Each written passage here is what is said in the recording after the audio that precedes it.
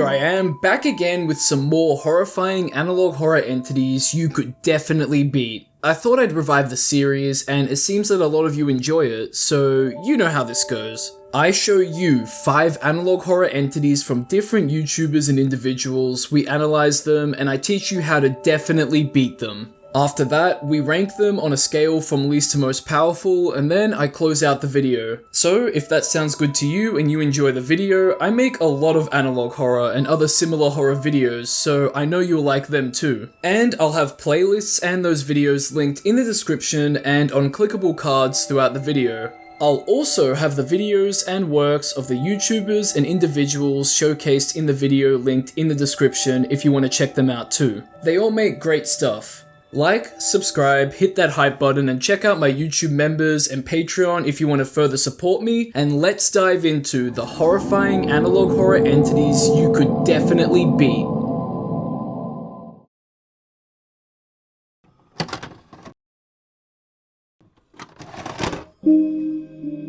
To start us off, we have an analog horror inspired by the recently released No, I'm Not a Human video game by Kris Archives on YouTube. This game, created by Russian game developers Trioskaz, I hope I'm pronouncing that right, is about a world where the sun's temperature is increasing and people need shelter from it. And the game takes place in a post-Soviet Russia. I won't lie, I've never played the game, but I've watched Let's Plays and I think I have a good understanding of it. The aim of the game is to let people into your house to shelter them, but watch out for anything that appears human that isn't. These are called visitors, and these are our entities. If you let them in, they'll kill the humans that you're sheltering, and then eventually, you. There's more to it and more things to uncover, but I won't spoil the story or other elements of the game, but that's just the gist of it. At the start of the game, you don't know why you're being tasked with sheltering people, but you just have to. Now that's a good premise for a mystery. Anyway, lucky for us, we're given some hints and tips on how to spot a visitor, and in this world, that's valuable information. So if you were tasked with letting humans into your house to shelter them for unknown reasons, here's what you need to look out for so you can definitely beat them.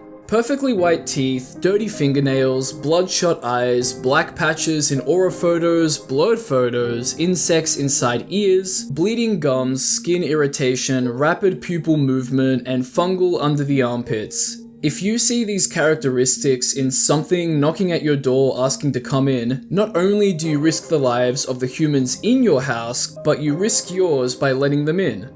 Keep yourself and your loved ones safe, but say you live alone. Whatever you do, do not tell anyone that you live alone or that you are alone when prompted by them. Visitors thrive on that knowledge for obvious reasons, and you don't want to accidentally reveal that to one of them. You'll notice that all of this letting people into your home is done at night too. That's because the sun is so harsh and hot that most people sleep in the day and then go out at night. So everything has an eerie and unsettling feeling to it in the game. I guess that's also because of the way the game looks and how ghoulish humans look too. It all makes you really question on who is a visitor and who isn't. And Kris's analog horror video captures this really well. In the video, we see the main character rejecting everyone that asks to be let in, which sounds like the safest thing to do, does it not? At a time like this, why wouldn't your safety be your number1 priority? Why would you trust ghoulish strangers enough to let them into your home? Well, not doing so invokes the ire of the intruder. No, not this one. This one. This mysterious creature known as the Pale Visitor lets in a visitor into our main character's home, and they're met with a terrible fate. So with the Pale Visitor around, it looks like that you can be killed for not letting people into your home. Well, that brings up the question, why not just kill the Pale Visitor? You can kill other visitors, so why not? That seems to be easier said than done. So somehow the safest thing to do is to be smart on who you let in and have weapons, hopefully of the ballistic kind, to take out any visitors that ask you to enter your home. The less there are of them, the safer things will be, right? Teaming up with the people you shelter and your neighbors and supporting each other may be a good idea too to increase your numbers and network of people. Apes stronger together, or whatever the quote is, right? But even that could be a giant risk in itself. Whoever you let in or whoever you help could be an absolutely loose cannon, so try not to stir up whoever you shelter. which means that in the end, it would be you, your household, whether or not that's made up of your family, friends, or the people you let in. You'll need to know what to look out for, you'll need to stay safe and nourished if you can, and you'll definitely beat the visitors. Next up, we have the Zombiesauras series by Akarsh Pictures. Judging by that name, it should be obvious that our analog horror entity here is the Zombiesauras, and that dinosaur image used in the first video in the series' thumbnail looks awesome as. It really does capture what a Zombiesaurus would look like and would be. Akarsh here also likes dinosaurs, and his YouTube channel is full of them. Do you like dinosaurs? Because, I know I really do. My favorite's gotta be a Spinosaurus or a T-Rex, hands down. But honorable mentions do go to the Carnotaurus and Dilophosaurus. Is that basic in the eyes of the dinosaur community? Is there even a dinosaur community, and have they watched Dinosaur King and played the incredible DS game? Now those were fun to watch and play as a kid. Anyway, let's take a look at the Zombiesauras. Despite what that one video thumbnail has shown us, we don't exactly see anything like that in the video it's a thumbnail for, or any of the other videos. There are 4 in total, and we start off at Zombiesauras VHS. In this video, we get an EAS style explanation of what to do to avoid the wrath of the Zombiesauras, but things don't seem right. If anything, we should be doing the opposite of what's being told to us. Do run away and attack it if you can. After all, you can't beat it if you let it get you. That also means not standing still when it approaches you. If I were you, I wouldn't believe that standing still is your best option, and as we see, standing still will transform you in some way. No thanks to the Zombiesauras, of course. However, what could this woman screaming in the woods be? Video 2, Test Gone Wrong VHS, presents us with the incident that sent the Zombiesauras against humanity. Long story short, a doctor fed it a human brain or multiple brains, and now the Zombiesauras is intelligent and mimics humans.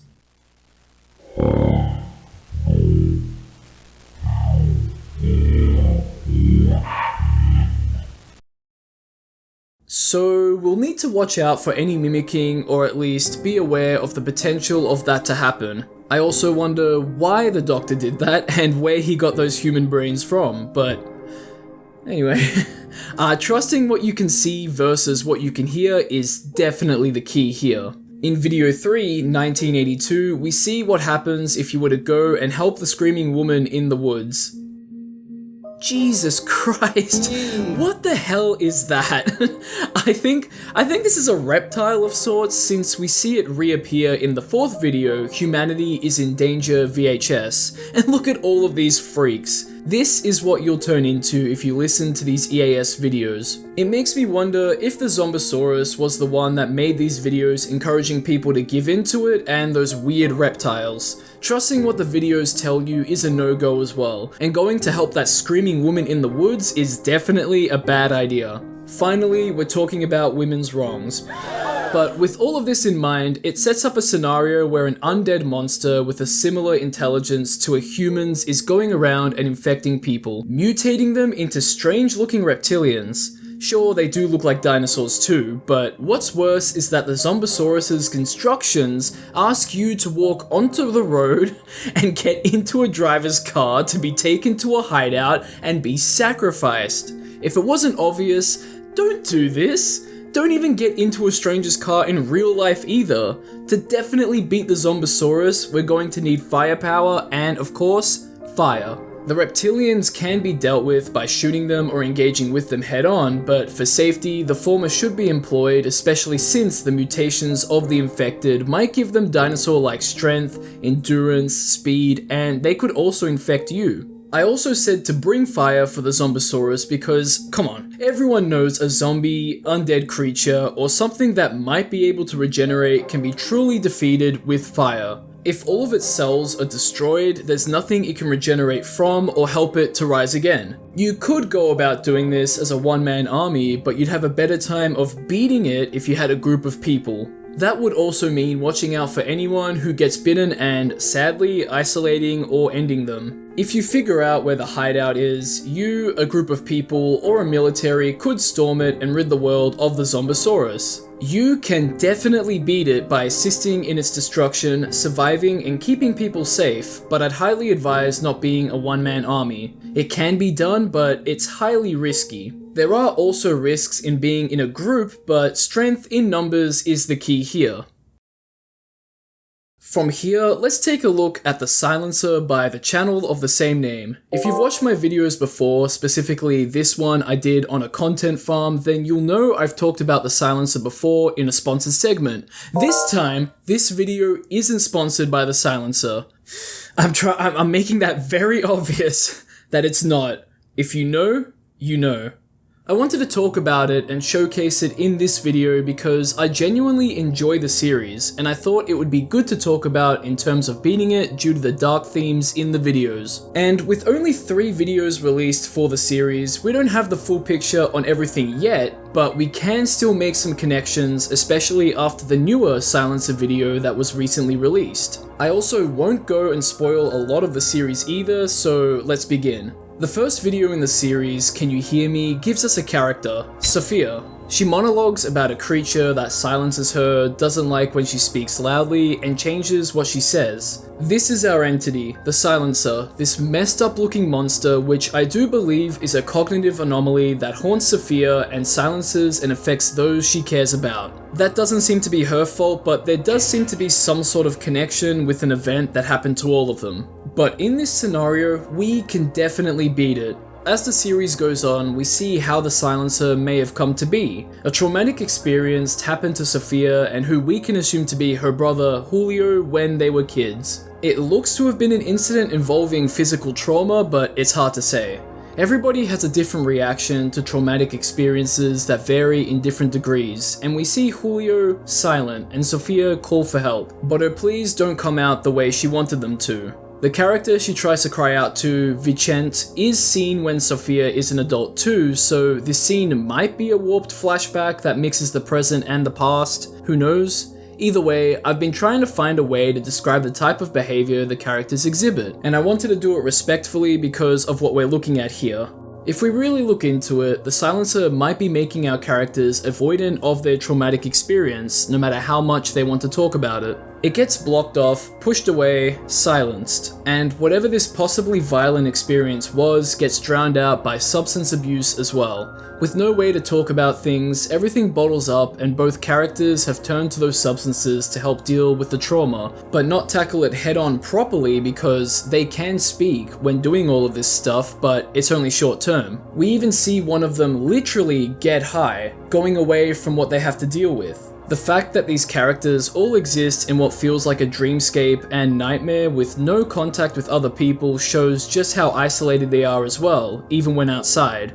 This is all shown extremely well thanks to how things are presented, how it all looks, and the sounds that accompany it. That isolation is exemplified by the use of a lack of sound throughout certain parts of the videos too. I point all of this out because I think it's important to know what the characters have tried to do to beat the silencer, and so we can understand an experience and situation that a lot of people find themselves in after something terrible happens to them. Silence really is a monster, and we can definitely beat it once and for all. In the recent video, Don't Hurt Him, Julio and Sophia go somewhere seemingly where it all could have begun. Tackling things head on by going to the root cause sounds like a good idea to me. It seems scary at first, but it can help you to understand yourself and what's happened better. With that in mind, in a way, you'd be less silenced as you figure things out and find support in others. Having friends and family to turn to for support and to open up to would be incredibly invaluable too. I understand that some people may not have that or would rather talk to a professional, but talking to a GP and getting suggestions from there and having a wellness plan is a great start too. That can all help you keep on track and not spiral into substance abuse. Even though the short-term gratification can feel great, ultimately it's a very weak band-aid for the main issues at hand. Substances can also be tackled in very similar support methods too, which is great. Even though it may feel like you're alone, you never truly are. There'll always be someone out there that would want to listen to you whether or not you know it or believe it. We see Sophia reach out to Vicente, and what's happening to her doesn't get through to him. The silencer is to blame, but I think it also highlights that sometimes people just might not get what you're going through.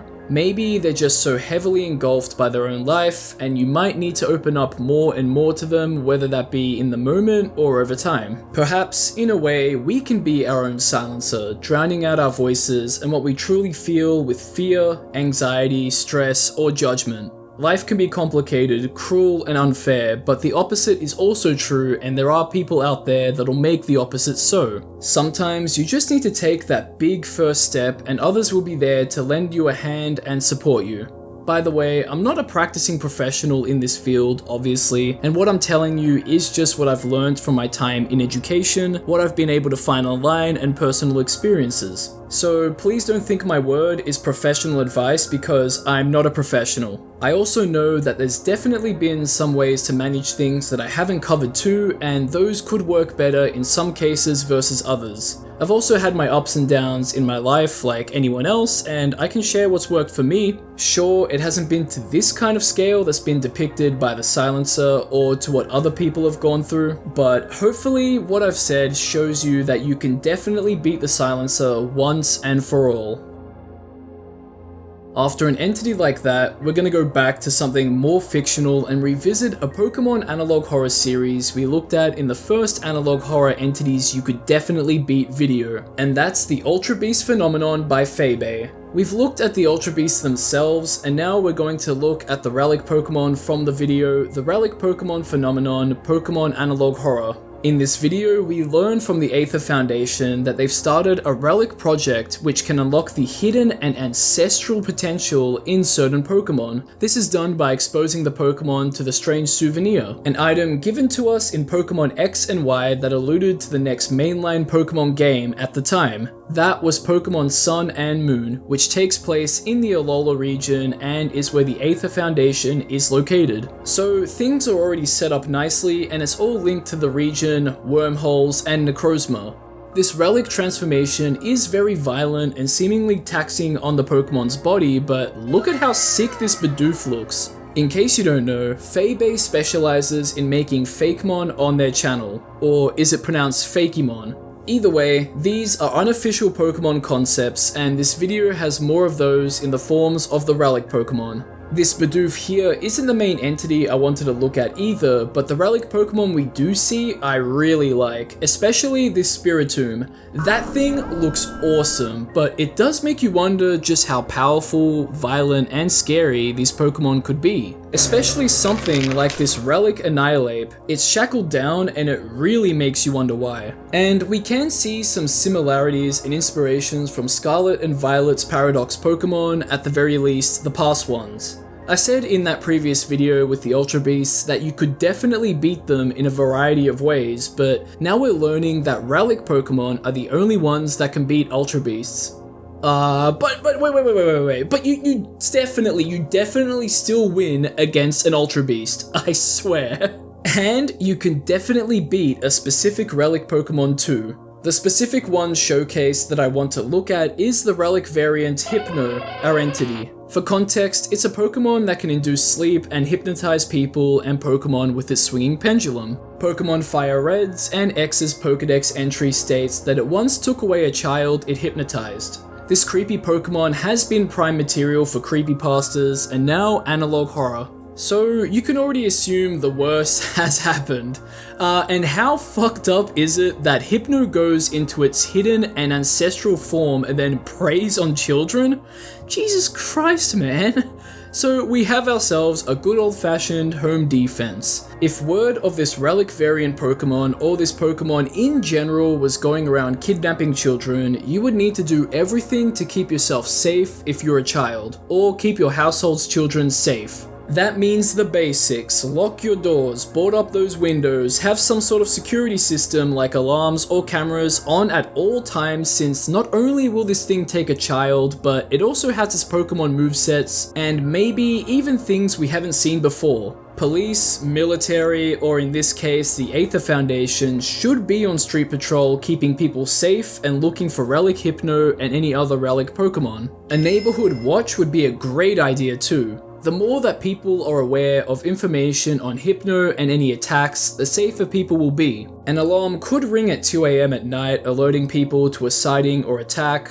It's funny, Pokemon have always brought people together, but this isn't for the usual reason. This is just a must. Band together, gather your weapons, Pokemon if you have them, keep your distance if you can, and lynch this monster. But there is also an alternative. If a Relic Pokemon is exposed to the strange souvenir again, it'll return back to its usual self. What are the chances that you would have one lying around, let alone anyone, unless you work for the Aether Foundation or a government body of sorts? I get that it's simple to obtain in Pokemon X and Y, but you never see one or hear mention of one in Sun and Moon. Coincidence?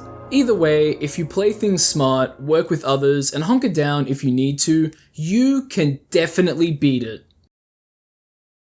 Now for the last entity of the video, I wanted to revisit a creation of Dr. Nowhere. We've looked at plenty of his demonic entities for these types of videos, and the Doomslayer vs Analog Horror videos I've made too. And we'll be taking a look at the Locust entity that's found in 4 YouTube videos of his. TOE, which stands for the Organite Enterprise 1, 2, and 3, and Smilehood Conception. I chose this thing because there was a new video uploaded featuring it since the last time I talked about it. That video is the mentioned Smilehood Conception, and it looks different in this video to what we're used to. Perhaps the video title is alluding to that, you know, the creature's conception, and the TOE videos are it when it's a little older. It can be seen that it has a childlike curiosity and way of speaking, so this could be it at conception or infancy, and this is it as a child. Or it could just be appearing childlike, but I think the former is more likely.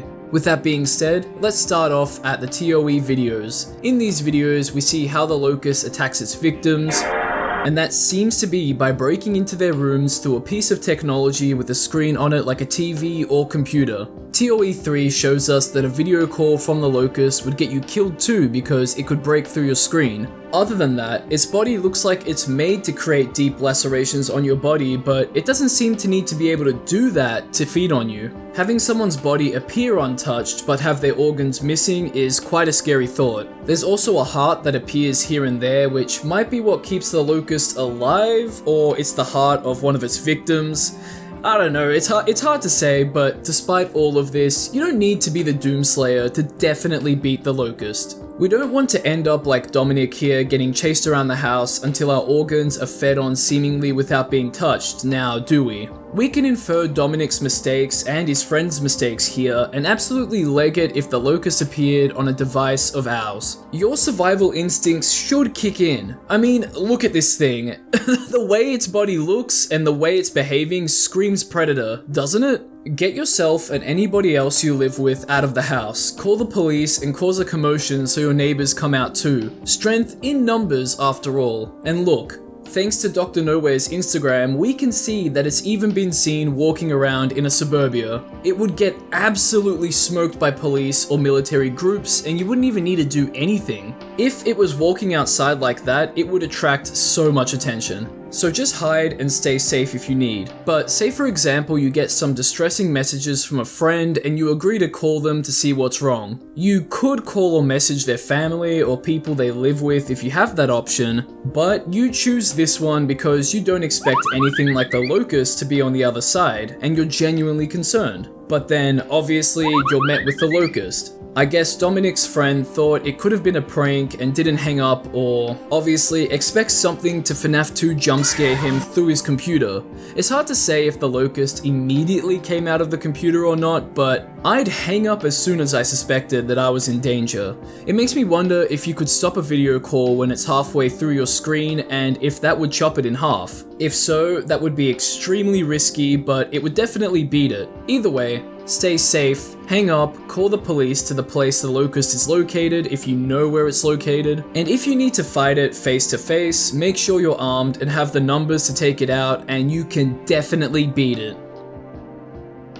And here we are, now at the part of the video where we rank the entities on a scale from least to most powerful. So first up, as the least powerful, we have the just talked about Locust. Look, its abilities and strengths are scary and it sits high up on the uncanny valley, don't get me wrong, but there are a lot of preventative measures you can take, especially if you listen to your survival instincts. Speaking of, the next entity is the Zombiesauras because come on, if you're that lobotomized to not see that the EASs it's made are its way of tricking you into getting eaten or mutating you, then, well, I don't know what to tell you. Staying safe and assisting when possible to eliminate the Zombiesauras and its mutants is the best way to beat it. If you were in a position where you could do more than safety in numbers and bring lots of fire. From here, we have the visitors from No, I'm Not Human. These guys can be dangerous to the unsuspecting person who can't recognize if someone is a visitor or not.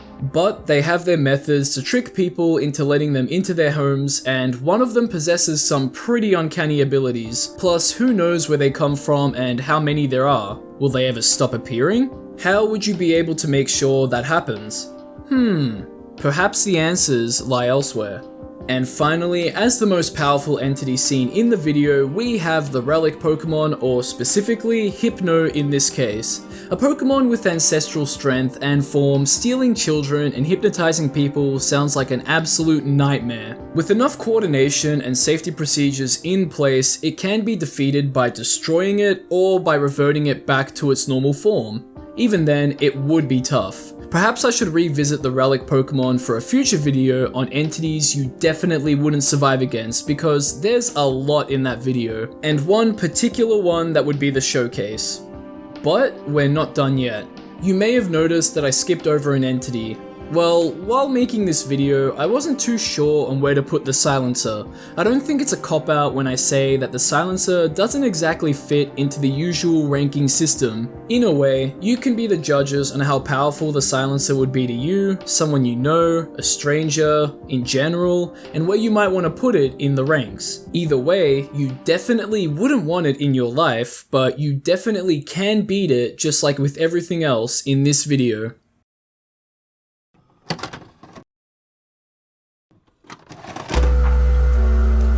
And that marks the end of the video. Thanks for watching. It was a bit of a longer one than usual, but there was a lot to talk about and a lot to look at, so I hope you enjoyed it. There'll also be more of this to come, don't you worry. And let me know if you'd actually lose to something silly like the Zombiesauras' tricks, or something that's obviously a visitor. Like, subscribe, hype the video, and check out my other ones too while you're at it, since if you like this one, I'm sure you'll like them. I'll have video playlists for you in the description to check out too. And as always, we can't forget the shout out to my lovely patrons and YouTube members. And a big shout out to the highest tier Patreon members, Joel Matthew Colgrove, La Creatura, and Low Budget Detective 034. And hold on, here is a massive welcome to our newest highest tier YouTube member, Hammer Bruder 13. I hope I'm pronouncing that right. Maybe it's Hammer Brother 13. I need to get that confirmed. Thank you all for your continued contributions, and thank you to everyone else too. You guys are absolute legends. Stay tuned for more videos like this. Relevant links will be in the description if you want to further look into them, and I'll catch ya in the next one.